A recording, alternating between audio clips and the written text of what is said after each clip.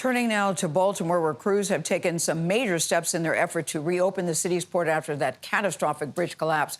Workers there have been cutting that bridge into pieces, and they've already moved tons of debris in what is now being called a 24/7 operation. Nicole Skanga has the latest from Baltimore. Nicole, the scale of this operation is staggering. Good morning to you. Good morning, Gayle. Just staggering. And as a storm system moves through this area, 4 anchors attached to the stern of the dolly and a tug are holding that container ship in place. Officials say that's a precautionary measure to ensure that the ship does not spin out and cause further damage.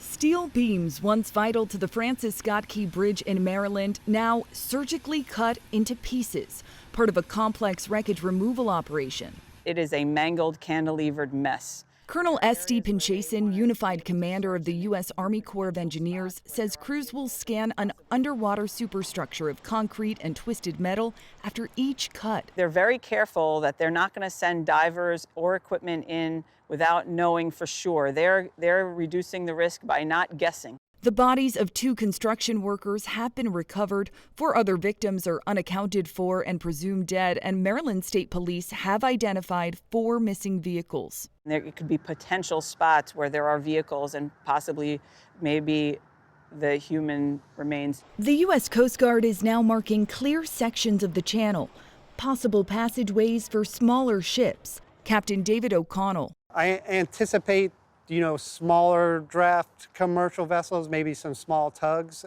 in the next few days. Meanwhile, we're learning more about the actions taken by police moments before the collision.